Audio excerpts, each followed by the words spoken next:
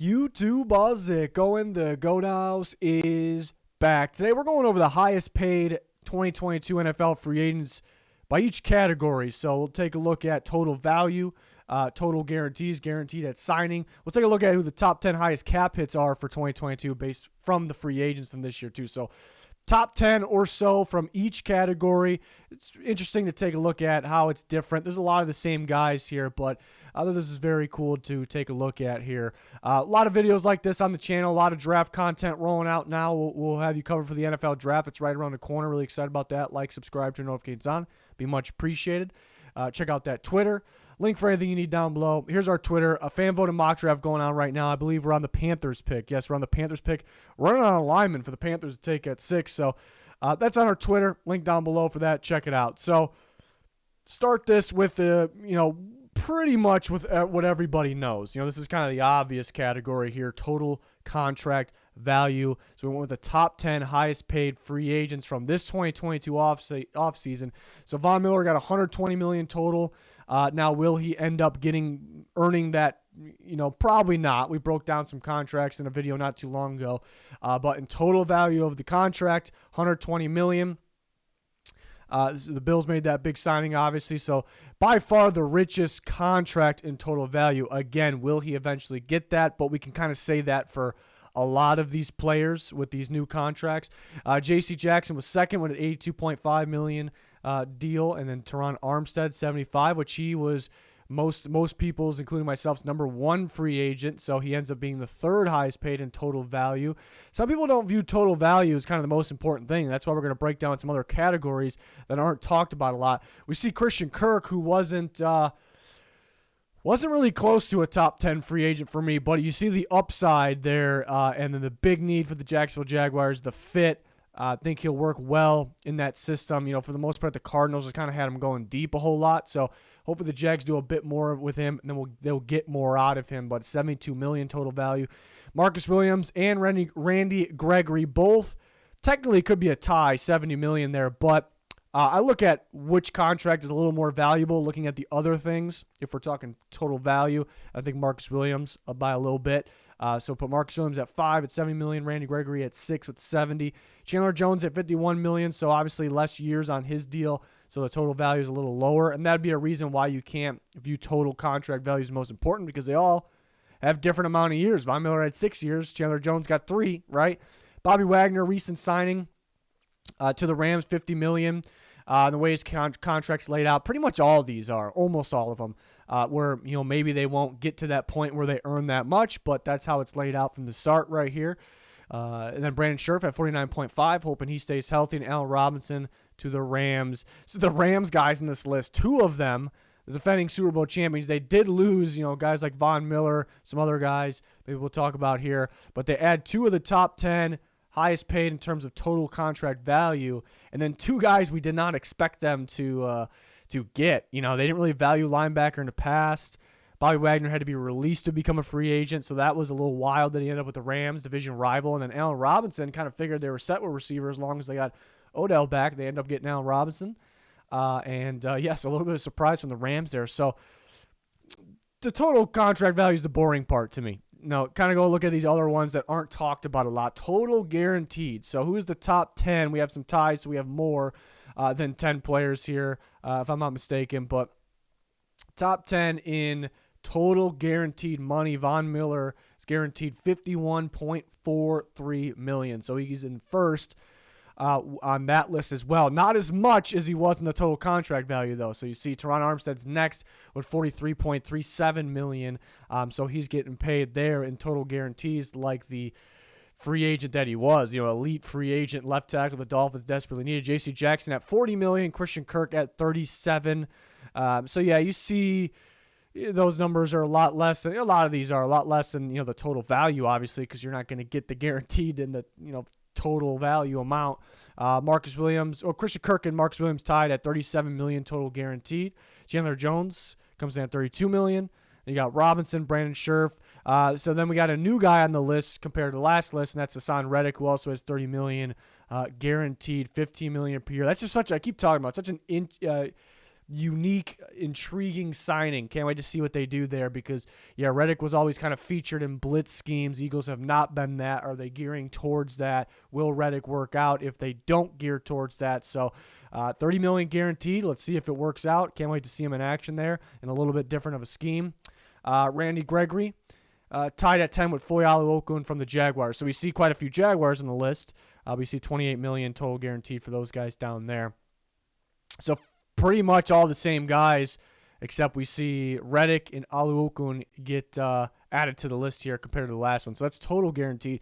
How much guaranteed at signing, though? How much they get guaranteed to them when they sign, which is pretty damn important to the players, obviously. When they go sign, how much – that's kind of what could make it appealing to actually sign. Hey, I'm going to sign this piece of paper. We're going to make it happen. It's done, because I'm going to get this money, guaranteed when I do that, So you see Von Miller at the top again, $45 million. Something I noticed, and it is pretty common, that same number is total guaranteed. They'll guarantee the total at the signing. Some a little different though, obviously, a little bit less for some, but for the most part, we see similar to that last slide there. A lot of the same exact numbers now you look through it, but pretty interesting to see that how much they get total guaranteed to them at the signing when they sign. So again, that could be appealing and what makes guys actually sign. Kind of doesn't really get talked about enough there. But then another category here, per year as average. So how much they making per year on average? We'll say Von Miller $20 million. Will he end up because it's less the first few years, then it's more than $20 million the last few years. So what does it, when it's all said and done, when he's, if he doesn't finish the contract, what is it going to average out to? Christian Kirk at $18 million. So crazy to see Christian Kirk at number 2 there. Chandler Jones at $17 million. So I see Chandler Jones not super high on the list before, but that has something to do with him having a 3-year deal. So now you see kind of average out, and he's third.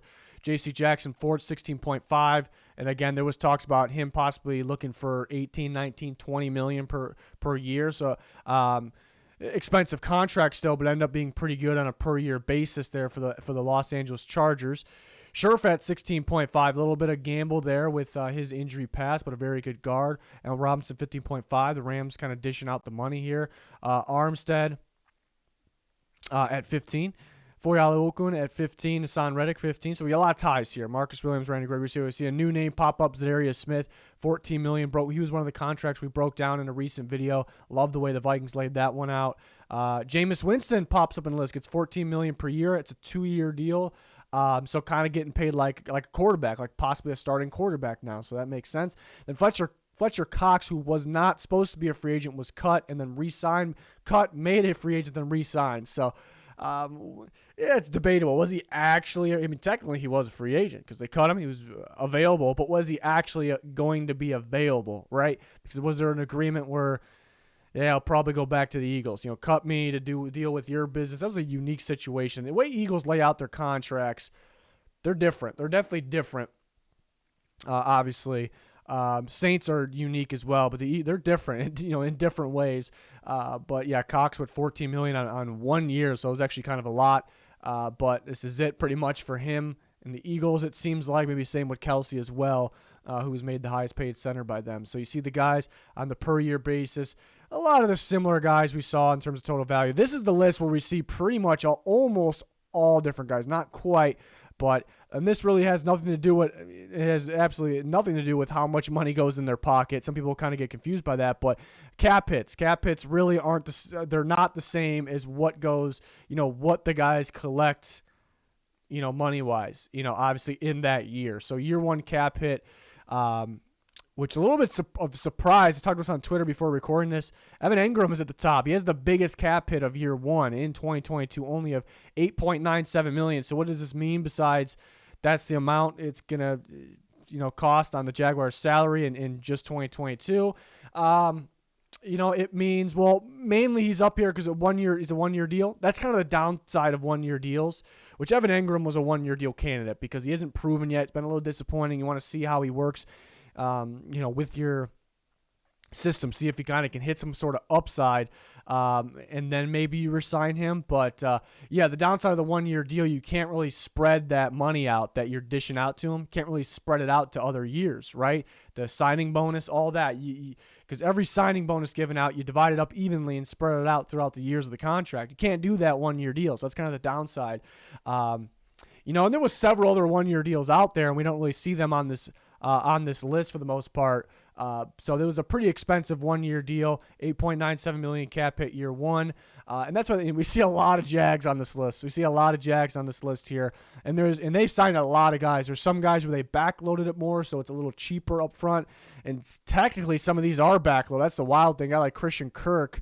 That's actually backloaded, but 7.5 is not a big number early, and that's kind of the takeaway of this list is that a lot of teams were playing for the low cap hits year one. They're backloading it. Multiple reasons. Teams usually like to do that anyways because they want to get out of the deals before the big cap hits come. They kind of pay a lot of guys up front, right away, and that doesn't really play a part on the cap. So teams do it normally. The cap tends to rise as time goes on, year by year, unless you get a pandemic. That kind of ruins some things there. Some teams were tight on cap this year, are still trying to recover from that as well. So those would be multiple reasons. And then why you don't really see. You see some of the big guys here, J.C. Jackson, Brandon Scherff, Christian Kirk, Chandler Jones. I guess you do see quite a few of them, but why it's not all of, the Von Miller, all those guys, because, yeah, they backloaded it, and then if we made a list from these guys in the year 2, year 3, year 4 cap hit, they'd be up here, right? But Evan Ingram, 1-year deal.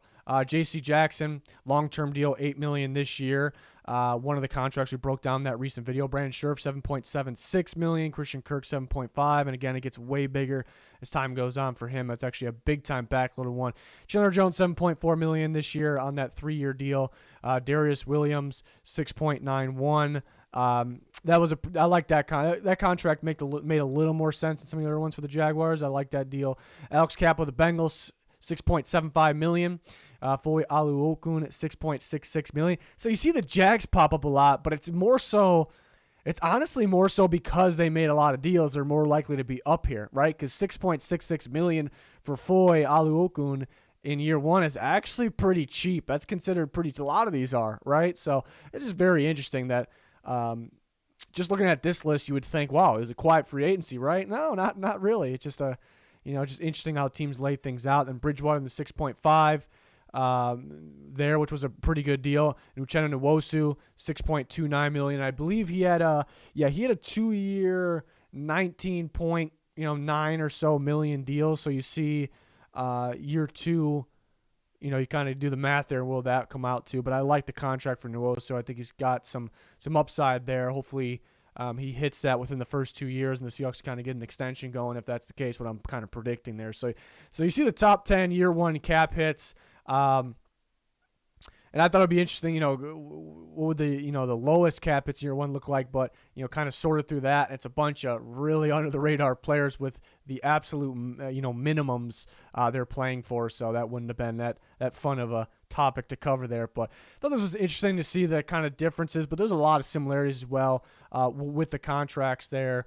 I like seeing the cap hits, the year 1 cap hits. And I think some people kind of only focus on the year 1 cap hits, and that's all that's important to them. And some teams kind of operate that like that. They kind of kick the can down the road, and hey, we're worried about the future when we're there. We're not worried about it now. Some teams do operate like that, and I like looking at guaranteed at signing. Again, doesn't really get talked about too much. It definitely is one of the most important things when you're trying to sign a guy. What can you guarantee the guy, right then and there? So, I thought it was an interesting video here as we're kind of getting, I keep saying, kind of getting towards the end of free agency, even though there's some big-time guys still out there. Tyrann Mathieu is obviously one of them. He's taking some visits right now, so we'll see what happens there. But, I'm really starting to gear more towards that draft season. We have a recent mock draft up, so you can check that out. Still kind of getting through all the film, which I'm usually done by now, but all the madness of the offseason kind of pushed that all back. So we're going to get to our normal, usual scheduled draft content very, very soon here and leading up to the draft. So that's going to be wild. Cannot wait for that. Join us. Like, subscribe, turn notifications on. Follow our Twitter link down below for that. It's going to do it. Thanks for watching. Goodbye.